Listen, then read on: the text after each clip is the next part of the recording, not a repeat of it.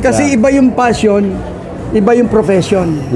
Oh, yun. At iba rin ang pagiging musician, iba rin ang pagiging artist. Malalim yun. Malalim yun. Kayo na nakakaalam ng paano nyo malalaman. So dapat Through magtama experience. kami dito so dapat professional band ka ba? Sino may sabi?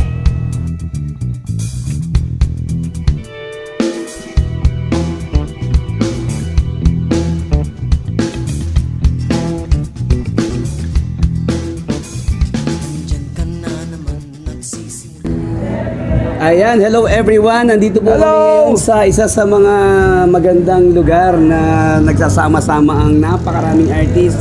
At syempre, dahil nandito tayo ngayon sa J Brothers TV na ang title ng episode na to ay Professional Band Ka Ba? Sinong may sabi? Alam niyo kung bakit? Kasi, di ba, kasasabi ko lang, bro, sa kanila, para tayo yung isang profesyon na walang nagsabi kung kailan tayo naging isang professional musician. Tama, di ba? Tama. So ngayon, kung sakasakaling hindi nyo po kilala, ang pinaka-pogi po na katabi ko ngayon ay walang iba, kundi si Jazz ng Asin.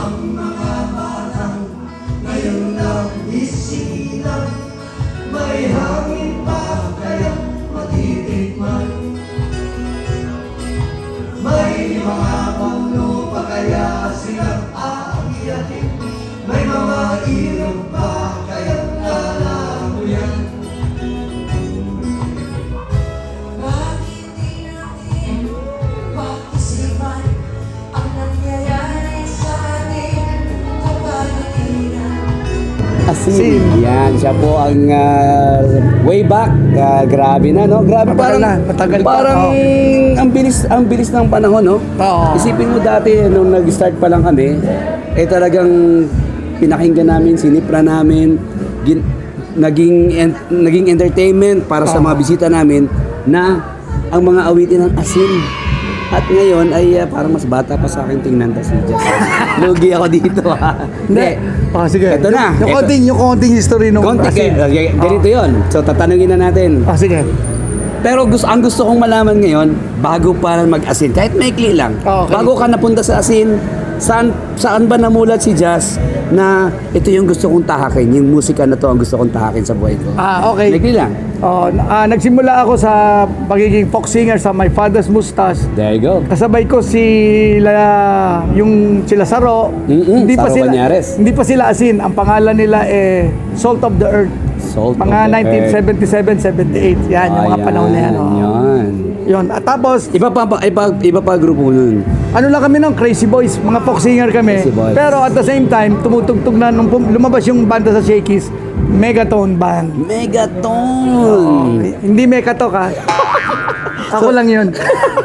Megatone Band. So bago pala naging Asin, naging bandang Shakey's ka din. Oo, banda siya. Matagal din. Yun ang aking bread and butter. Kaya ako nakapag-aral din. Okay. Working student. Ito na yung isa sa mga tanong. Okay. Magkano yung sahod natin nung panahon Ay, nagsisimula panahon tayo? na yun. Malaki na yung 50 pesos. Oo. Tama. Tama. Yun yung time na yun. So, ibig sabihin, kung sinasabi mo sa akin, tumugtog kami sa Father's Mustache ng 1988. Ay, malaki na sweldo nun. Hindi pa, maliit pa din. Maliit pa din. O baka sa amin lang yun, maliit pa lang sahod namin. Kasi kami, meron pa nga 30 pesos eh. Ay, hindi ko na Pero inabot pinakasimula, doon kami sa Bulacan, kami magkakapatid naman, si Alan, 3 pandesal at 1 kape. Yun ang bayad? Yun ang bayad, Wow. Tapos ka-alternate mo, mga biyaherong Japan, panahon pa ng Vietnam War. Wow, grabe, solid. So ngayon, paano after nung Sabat ng Shakey's, doon ka na ba naging isang Asin member? Sumesession na ako sa mga banda noon, sa isa sa kanila. Itong mga okay. lately may Okay. mga ginagawa kami mga recording. So marami ka na sinasampahan ng mga recording na bands. Oo. Okay, ngayon. Yung sila Joey Abando ng Boyfriends. Joey Abando ng Oo. Boyfriends. There you go. And then naging solid na yung Asin. Ito nang later on yung panay na yung seryoso na yung lakaran. Seryoso lahat. Bakit naging Asin ang pangalan ng banda? Yung asin is kuha sa Bible na ano yun? Salt of the earth din. Yun, parang salt ganon. of the earth. Oo, yun. So, kaya Asin yung naisip natin. Ako, actually, hindi ko rin alam to. Anong year nag-start at ano yung first hit song? Yung first hit song nila, 1978 ata yun. Mhm. Yun yung mga time na ginagawa yung kay Basil Valdez, yung Tito Vic and Joey. Maraming yung mga OPM 70s. Okay. Halos magkakasabay yun. Sabay. Sampagita, Lolita, Corita, Lolita, Asin pala. Asin. Sampagita, no? Oo, sila, Corita, yan. Sila Sam, Juan de la Cruz, yun, mga nauna. Yun. There you go. Ano ang, bigyan mo ako ng konti lang na nakakatawang experience nung time na nasa Asin ka. Meron ka ba mga nakakatawang naalala pa hanggang ngayon na? Oo, marami. Kahit isa lang, mabigyan Meron natin time, hindi ko nasabihin, basta tugtugan, puro Tugtugan, showman, yung mga ganyan. Concert Ah. Yung ganda ganda nung execution. Oo. Yung pala yung kordon hindi nakasaksak sa gitara. Sarap na sarap ka na. Yung pala, sarap na sarap, yung mga ganon. Yung mga ganon. Funny. Ito pa ngayon isang tinatanong ko dito sa... So nalaman mo na professional ka na nung Nung maganda na yung bayad. nung maganda na yung bayad, doon mo lang naramdaman. No? Tsaka meron ng mga rules. Tama. Doon natin nararaman minsan. Okay, isa pa. Sino ang influence mo noon at sino sa tingin mo ngayon ang medyo pasok sa panlasa mo? Noon muna. Saan? Sa gitara? Lahat sa gitara at sa artist? Sa gitara muna. Sa gitara, yung mga nauna ko mga inaral-aral at nakita ko ng mga kakaibang approach. Yan, John McLaughlin, Mahabis na Orchestra, Van Halen, yung visual naman, Jimmy Page. Kanya-kanyang sila category. Galing. Mga ganon. Kasi grabe, napakagaling po nito perform. Tama yung sinabi niya, hindi lang po sa galing sa notes, ang sarap panoorin. Kasama yon, no? Sa sarap. Ngayon, sa mga bago naman, sino ba napipinto mo ng mga bagong Sa mga bago, wala akong gaano kilala. Oo, kasabay ko kasi mga antigo sila. Mga classic. Sila Gary Perez, sila Wally, sila Waldo, sila yun, yung mga Resty Pabunan, yun yung era namin. Ay, Kaya yun ang mga alam ko. Tama, isa na lang. Ano ang maipapayo mo sa lahat ng mga bata na yun yung path na gusto nilang tahakin? Ang masasabi ko, kung gusto nyo maging musikero, dapat meron din kayong day job. Kasi iba yung passion, iba yung profession. Yun. At iba rin ang pagiging musician, iba rin ang pagiging artist. Malalim yun. Kayo na nakakaalam ng paano nyo malalaman. So, dapat through experience.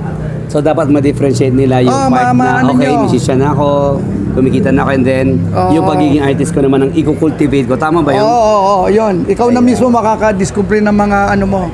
Tsaka wag mo lalagyan ng boundaries pagdating sa pagiging artistry. Wow. Explore lang, explore.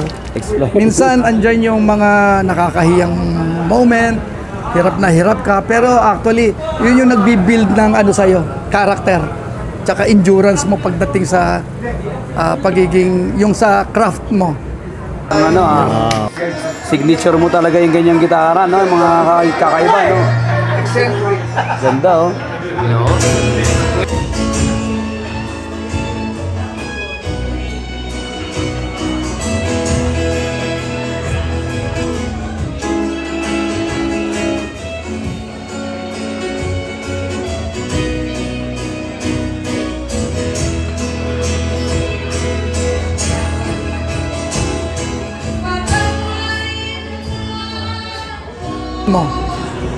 Wow, ay galing.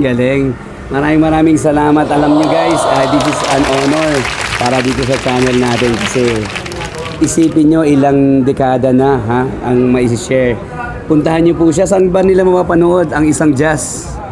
Pag wala kaming concert ng mga ng Asin Band ni Lolita, meron akong pang sariling regular gig every Friday sa OBM katabi ng LRT Quirino. Oh, there OBM, you go. yun. Ayan, OBM katabi po ng Quirino. Yung page mo naman para ma-follow nila. Just AJR. Yeah. Maraming salamat at napaunlakan po tayo ng isang jazz ng Asin. So, para sa mga ating mga bagong musikero, congratulations. Papatayuan na natin to ng ng statwa dito sa kanto. Pang firing squad. Thank you, bro. Okay. Maraming salamat.